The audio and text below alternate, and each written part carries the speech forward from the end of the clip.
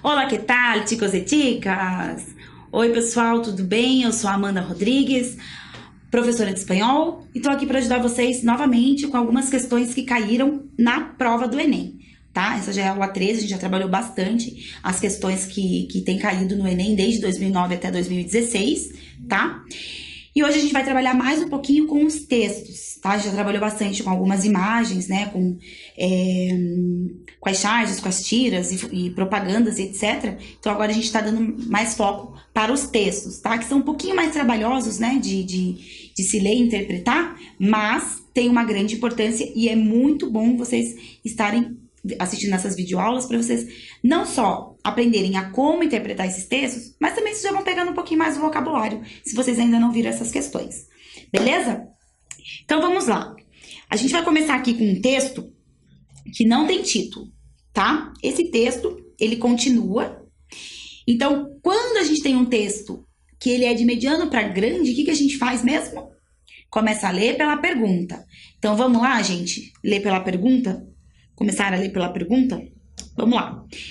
O texto diz assim: o trecho apresentado trata do fazer literário, a partir da perspectiva de Vargas Llosa. Com base no fragmento "Me hace sudar la gota gorda", infere-se que o artifício da escritura para o escritor... Então, vamos lá, vamos entender. O trecho, então, é um trecho de um texto, tá? Um fragmento. Apresentado trata do fazer literário a partir da perspectiva de Vargas Llosa, ok? Com base no fragmento "Me hace sudar la gota gorda", infere-se, deduz, que o artifício da escritura para o escritor... Vamos ver. Então, o que ele está pedindo? Ele já deu aqui uma dica.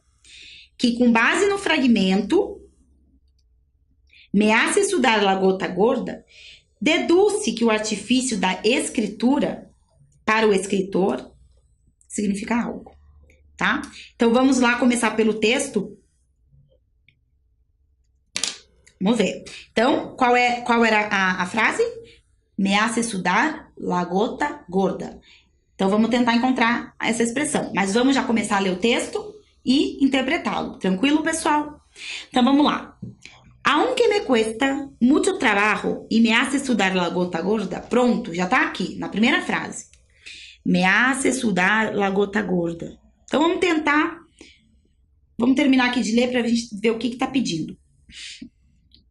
"Aunque me cuesta mucho trabajo y me hace sudar la gota gorda, y, como todo escritor, siento a veces la amenaza de la parálisis, de la sequía de la imaginación, nada me ha hecho gozar en la vida, tanto como pasarme los meses y los años construyendo una historia, desde su incierto despuntar. Esa imagen que la memoria almacenó de alguna experiencia vivida, que se volvió un desasosiego, un entusiasmo, un fantaseo que germinó luego en un proyecto y en la decisión de intentar convertir esa niebla agitada de fantasmas en una historia. Escribir es una manera de vivir", dijo Flaubert. Ok? Então, aqui é um discurso do Mário Vargas Llosa. Então, ele pegou essa "escribir é uma maneira de viver". Ele pegou desse outro autor, Flaubert. Então, vamos tentar chegar à interpretação desse texto. Porque ele não tem muitas frases, ele tem mais o parágrafo comprido, tá, pessoal? Então, vamos ver, vamos por partes, igual o Jack Stripador. "Aunque me cuesta mucho trabajo", então, ainda que me custa muito trabalho, "me hace sudar la gota gorda". Esse "me hace sudar", então, me faz suar. La gota gorda é como muito, ok? Isso aqui, então, é suar muito, ok? "Me hace sudar la gota gorda", então, me faz suar muito. E como todo escritor, sinto às vezes a ameaça da paralisia, da seca, então, parálisis, paralisia, da seca da imaginação. Nada me tem feito gozar na vida, tanto como passar os meses e os anos construindo uma história. Então, o que ele diz? aqui, que mesmo que custe muito trabalho para ele e que ele sue muito, ele exige muito trabalho disso para ele, como todo escritor, ele tem medo da paralisia, da sequia, então, da falta da imaginação.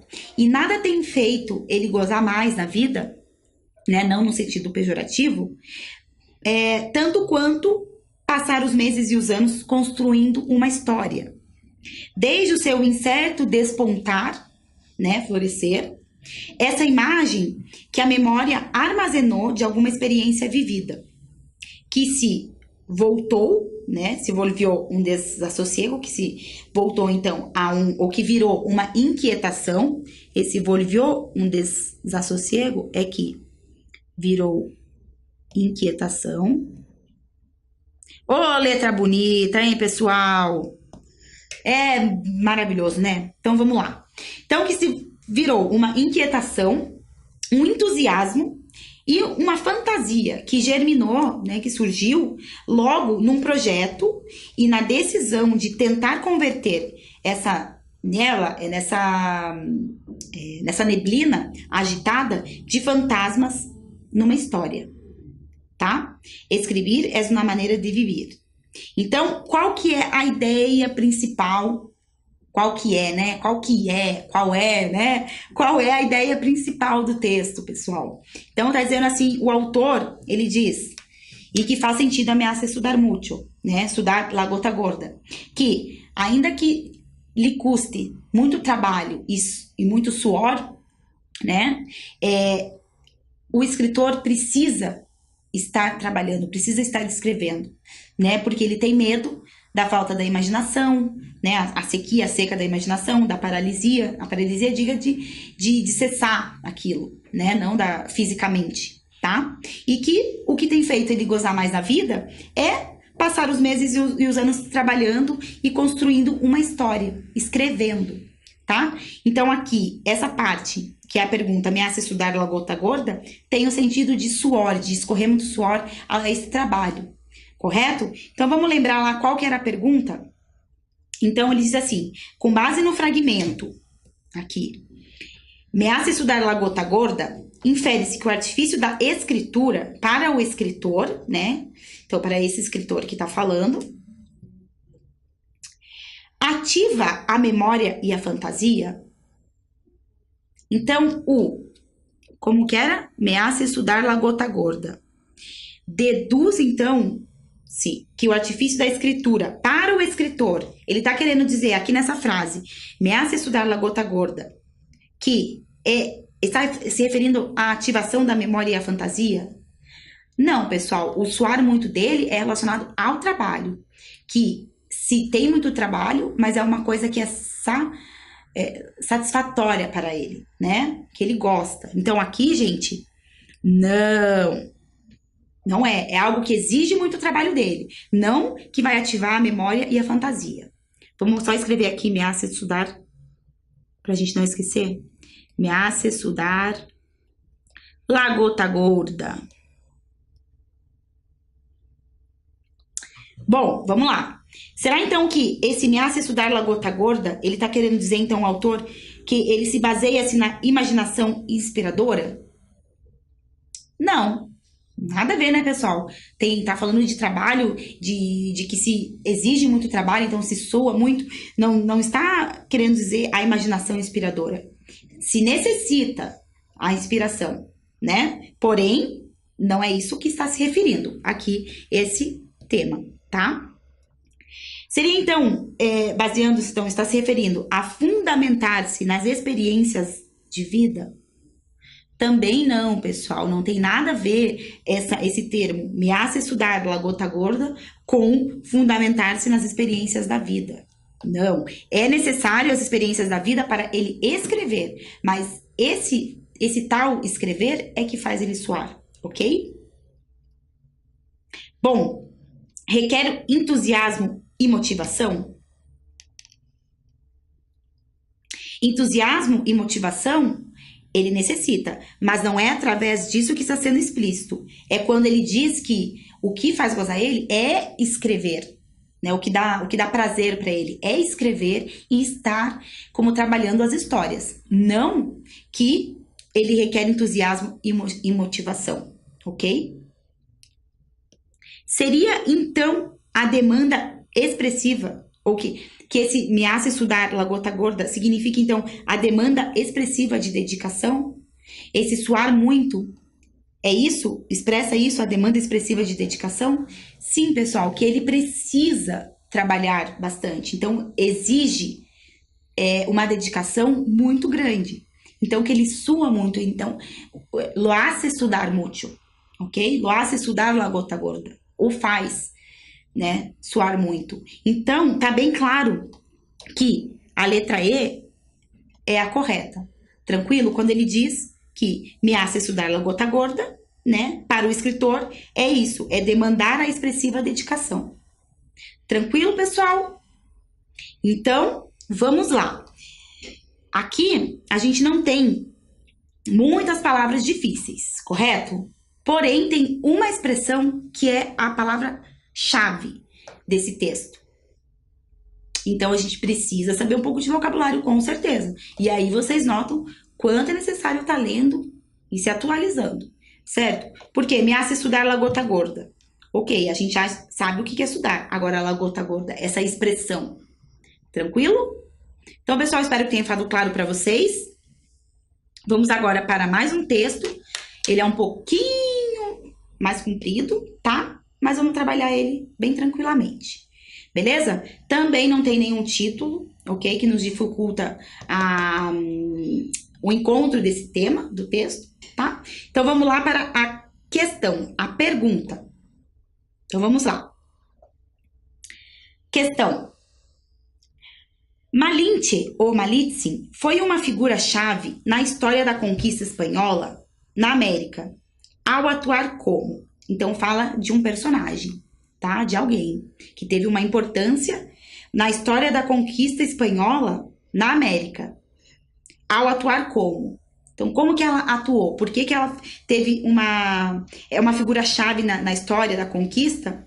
Né, o que ela fez, o que ela atuou, como ela atuou para isso. Então, a Malinche, tá? Ou Malitzin. Eu já sei que é uma mulher porque eu já li o texto, mas a gente não necessariamente aqui poderia falar a ou. Malinche, ok? Ou Malitzin. Então, essa pessoa foi uma figura-chave na história ao atuar como. Então, a gente tem que identificar por que ela seria uma figura-chave na história espanhola. Tranquilo? Na história da conquista espanhola na América, de acordo com esse texto. Então, vamos lá, pessoal. Vamos ler aqui. Vamos lá, essa é uma questão que caiu em 2013, beleza? Então, vamos começar a ler. Vamos já ler e interpretar, tá? Pero un día le fue presentado a Cortés un tributo bien distinto. Un obsequio de 20 esclavas llegó hasta el campamento español y entre ellas Cortés escogió a una. Descrita por el cronista de la expedición, Bernal Díaz del Castillo, como mujer de buen parecer y entremetida y desenvuelta. El nombre indígena de esta mujer era Malitzin, indicativo de que había nacido bajo signos de contienda e desventura. Então, vamos lá, pessoal. Mais um dia, né? Mais um dia. Então, começa a história com mais um dia. Lhe foi apresentado a Cortés. Então, lhe foi apresentado a Cortés um tributo bem diferente. Um obsequio, então, um presente de 20, obsequio aqui, como um presente, ok? De 20 escravas. Chegou até o acampamento espanhol e entre elas Cortés escolheu uma. Escolheu, viene del verbo escoger, elegir, ok? Descrita por el cronista de la expedición, então descrita pelo cronista, ou seja, quem estava contando a história da expedição, Bernal Díaz del Castillo, como uma mulher de buen parecer. Aqui, buen parecer, quando eu disse buen parecer, é de boa aparência, tá? É fisicamente. Boa aparência. Minha letra bonita, né, pessoal? Vamos lá. Buen parecer e entremetida. Entremetida, o que é metida? De metidez, né? Intrometida, ok? Então, vou fazendo as anotações de vocês aí. E desenvolta. Então, que ela é desenvolta, ok? O nome indígena dessa mulher era Malitzi. Então, o nome indígena dessa mulher era Malitzi. Então, ela era uma escrava indígena, tá? Malitzi. Indicativo de que havia nascido sob, tá? Barro é sob, signos de contienda e desventura. Signos, pode ser signo do zodíaco, mas aqui, nesse texto, tem mais o sentido de sinal. Sinal de contienda. Contienda é algo relacionado à disputa, tá? E desventura, o que é desventura? No português também tem, é desgraça, tá? Desgraça. Então, que esse nome indígena era um indicativo de que ela havia nascido sob um sinal, né, aqui, de uma disputa e de uma desgraça, tá? Segunda parte e última. Sus padres la vendieron como esclava. Los españoles la llamaron Doña Marina. Pero su pueblo la llamó La Malinche. La mujer del conquistador, la traidora a los indios. Pero con cualquiera de estos nombres, la mujer conoció un extraordinario destino. Desculpa, não era a última parte, não. Se convirtió en mi lengua, pues Cortés la hizo su intérprete y amante. La lengua que habría de guiarle a lo largo y alto del imperio azteca, demostrando que algo estaba podrido en el reino de Moctezuma, que en efecto existía gran descontento y que el imperio tenía pies de barro. Entonces, chicos, voltando acá, nesta parte del medio, diz assim, então, que os seus pais a venderam como escrava, ok? E os espanhóis a chamaram de Dona Marina.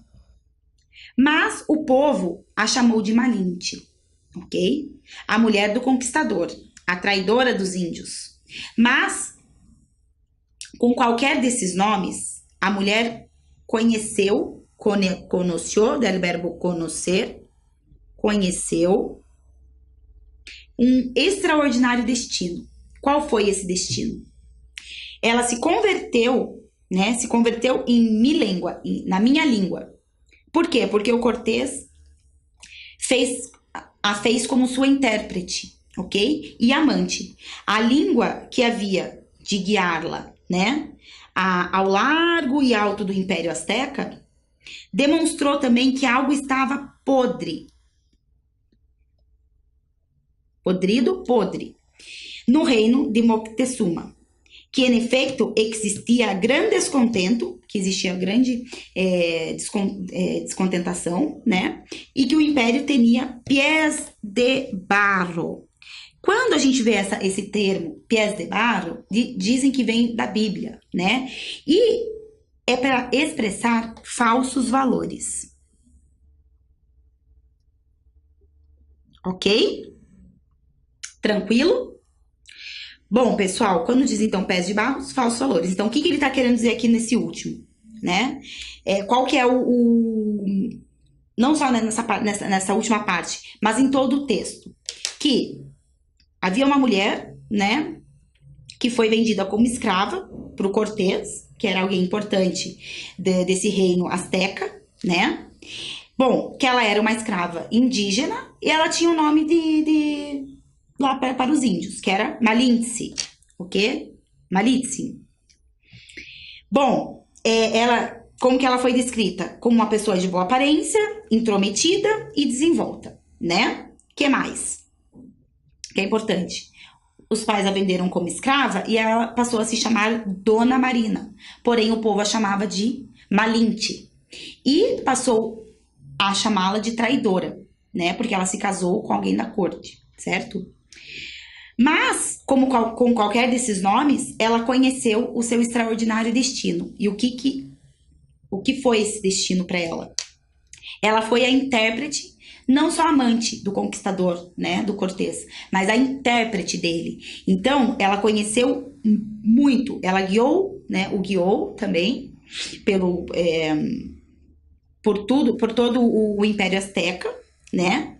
E ela descobriu que havia algo podre nesse império, que algo estava ruim nesse império, ok? Que, em efeito, existia um grande descontentamento, né, do povo e que o império tinha falsos valores, ok?